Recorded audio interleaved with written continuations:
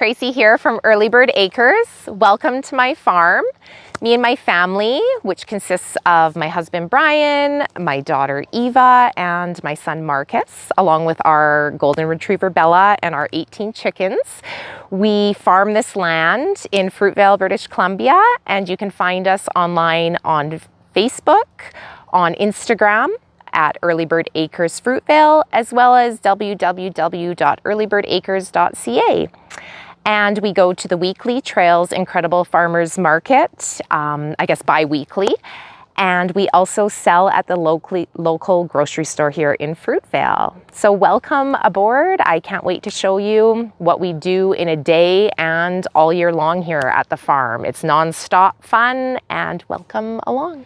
Our year is really busy. A lot of people think that when the season ends and the harvests are done and the cleanup in the yard is done, it's over, but it's really not. The truth is, farming is a year-round job, even here in the Kootenays. So after winter, which Christmas is a big one between the amaryllis and the wreaths and the paper whites, those arrangements start in November and go all the way till Christmas generally. We have a couple week of leg time and then it's back to the books. There's a lot of planning. I am constantly working on spreadsheets because I'm not just planting once out in May, I am planting every week. So I constantly have trays going out of the grow room, and they're coming back and I'm refilling them up with new seedlings. So the winter months are very busy, spent at a computer desk and flipping through multiple catalogs. The general rule of thumb is when something's growing, you're already ordering for the next season. Then you bring COVID into the picture and the supply shortages. So we actually are like a year plus ahead of what we are ordering right now. And then you factor in all the crazy weather that's been happening. So there's been a lot of crop shortages as well. All the fun begins in February when I start seeds. So my main source of starting the seeds is by using this little thing called a soil blocker. So I make little compressed cubes of soil and they have a little dimple in them. And I seed the seeds in hundreds of thousands of these. So I have a tray here as an example. Can fit 180 seeds on this tray. And they stay on this tray until they get planted out in the field. So that means I can plant a whole lot of seeds in my own basement. We have a 6x8 room that's set up with grow lights and heat mats and a sink. So I've got lots of trays. I've got 8 shelves of 4 feet long of lights. I've got 8 feet of heat mats, which I do have a heat mat here to show. So this is, I've got a few of these, and once I sow the seeds on the trays here, they go on the mat, which is set at a specific temperature. Every seed has its needs to flourish. So you may have planted seeds in the past and just had no patience or got frustrated. But I think the key thing is each seed and flower has their own wants and needs. So some like to be germinated at 17 degrees, some like to be at 24 degrees, and some like to be under the soil. So you put the seed in and you want to cover it some. Some like to just be set on top of the soil. So it gets really complicated and really overwhelming. But I think if you just set out what seeds you want to start and just give the basic needs of what it wants, you'll have a lot of success.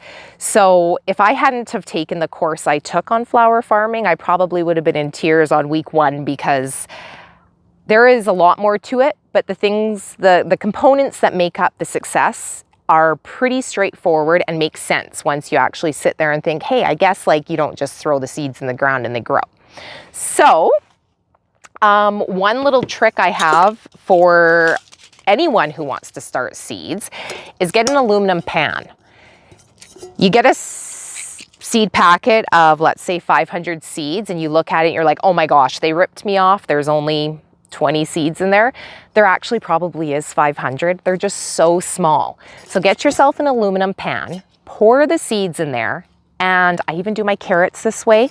You grab a toothpick, and the seeds, the static won't happen in an aluminum pan. So you can just wet the end of a toothpick, you touch the seed, and then you can just tap it into where you want it. So that lettuce patch that I used to plant, that was 1,000 seeds, and I would just be like, they totally didn't give me enough.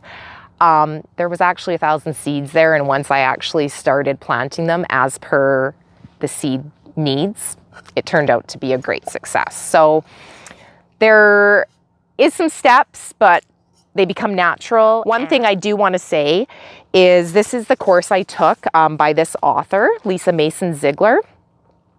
This book here has a wealth of information. So anyone that wants to not only just get into flowers, but into gardening, what I've learned in this book, and then which led me to take her course, was not, I can't even say how much help it has given me and success. Like I said, I probably would have been in tears week 1.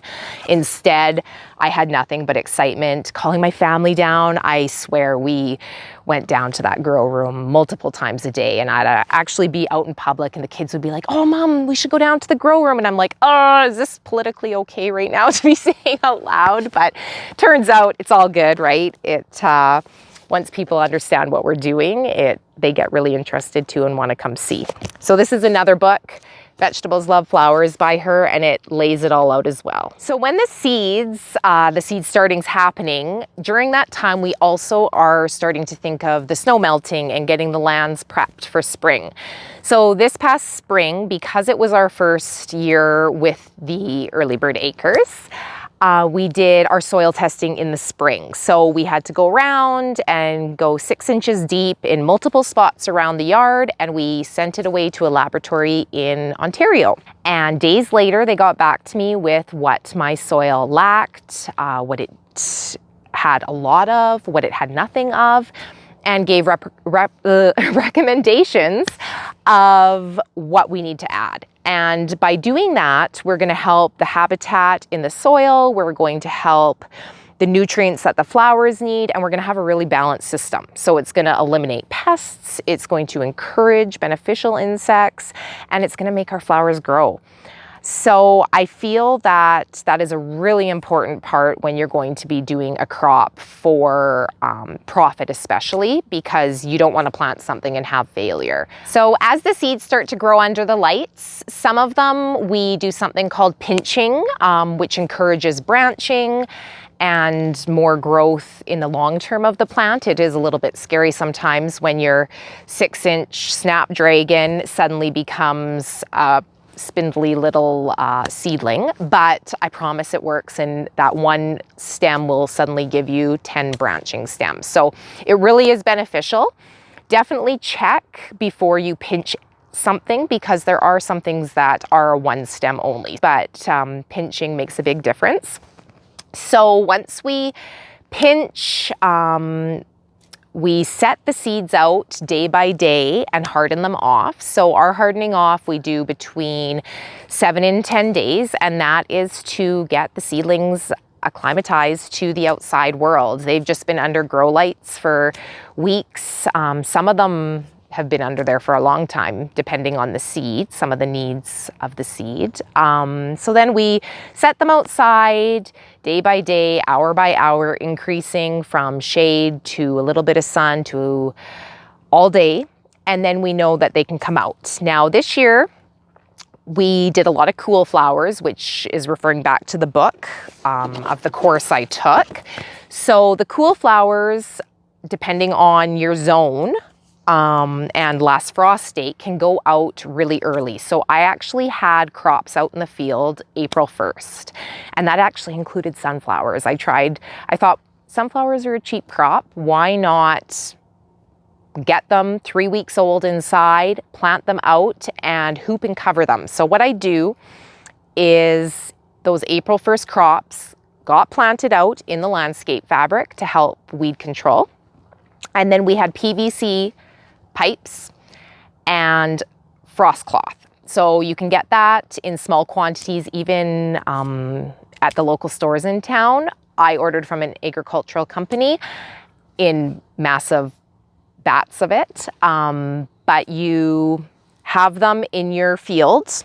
I don't know if I have any out right now, but they would be about 3 feet tall. And then we take the landscape fabric, which is kind of like a cotton batten kind of material, and we pull it as tight as it can and secure it on all ends with rocks. Some people use pails full of sand, or some people use sandbags, but rocks worked for us, being where we live. They were free and easy to get. So those would be covered with the frost cloth until they were established, and it was a lot of coming out. Some nights we actually, up until late May, we had a major frost and cold weather of -10. So I actually came out and we were layering frost cloth over frost cloth to help those seedlings survive. And we had success. We had sunflowers in early June, and we had our snapdragons and our dianthus. I thought I had lost my snapdragons at one point. I even took a picture and sent them to my course instructor, and she said, just believe in what we learned. It's going to work out for you. And my snaps were producing 10 stems early June. So sometimes you just kind of gotta put your faith in what you've learned and watch nature do its thing, and don't intervene too much, and give it the right conditions, and you're gonna have some amazing results. So that was our early April. And by the time those were able to remove the frost cloths, we were able to put out our things like zinnias and gomphrena and ageratum and basil, all those things that need the nice warmer temperatures. And then again, when we would plant those out in the field, we would still cover them with hoops and the row cover for a good week, just to transition them and give them their best possible life. Because in the Kootenays, there's frosts up here in Fruitvale, just random. I think our last one was late May this year. So it was definitely peace of mind to have that frost cover, because it actually will increase the temperature 3 to 5 degrees. So it gives you that little bit of comfort, because there was definitely some mornings I'd come down and not sure what was going to be down here, but it turned out it was good. One thing that makes me laugh is weekly, from the minute the seedlings pop and go under the lights, every Friday in our house is Fish Fertilizer Friday. And let me tell you, it works and does wonders, but there is a smell to it. So the fertilizer starts right from once they're germinated and go under the lights. Every Friday they get their dose of fish fertilizer. I don't use any chemicals in the farm or on the farm. We do everything as natural as we possibly can. We welcome as much bugs as we possibly can, because one thing I've learned through this is if you have a pest problem, dousing them in chemicals isn't going to solve anything, because those chemicals are going to take out all populations. So for instance, I saw some aphids on one of my dill leaves early on, or dill stems early on in the season, and I thought, oh my gosh, I can't possibly be overrun with aphids. So I actually talked to my teacher, and she said, let it be. Let the aphids go on that one dill. You know it's there. You can control the habitat, and if it gets out of control, cut the plant and toss it. But if you know where they are, then you don't have to worry about them anywhere else. And it'll give the beneficial insects a reason to come to your land, because there's something for them to feed on. So within days, the ladybugs started coming and the parasitic wasps. And suddenly I had created this great habitat. The aphids were gone and my dill was still good. So it's amazing, more times than not, the bugs in your landscape are for the good. I did I purchased an app, because I did start noticing then every little bug that was moving. I thought, oh my gosh, is this good or bad? So I have my phone in my back pocket, And I just snap a picture of the bug. It tells me what it is. It tells me if it's good, if it's bad, if I want it. And like I said, more times than not, I'm keeping that bug and I'm excited of the new bug I found in my garden. So keeping the chemicals out has so many benefits, and that is just one of them. I love that my kids can come down and they can smell a flower and I don't need to worry about what has been sprayed on there. I grow a lot of basil for in my bouquets. They can pick that basil and eat it. I don't need to worry about what they are ingesting. It's a really great thing. It keeps, the flowers are super healthy, they're strong. And when I cut those flowers, you're gonna get the longest vase life because they haven't been shipped thousands and thousands of miles. I don't know what the Canadian statistic is, but in the US, 80% of flowers are shipped here. So if we could change that and have, I think if anything in 2020 we learned, get it in your local area. For farms, for soaps, for, well, honey, of course. If it's available locally, go for it, because if you support them, they're gonna stick around. And I feel like I've been overwhelmed with the support we've had here in Fruitvale.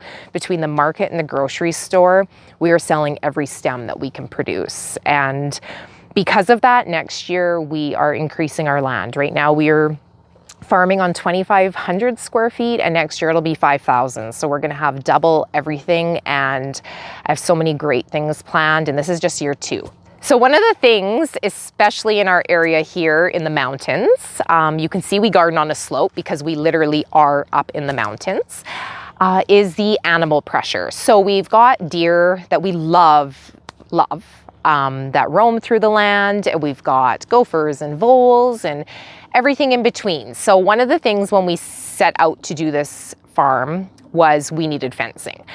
It's not a cheap part of farming, but it is a necessary one.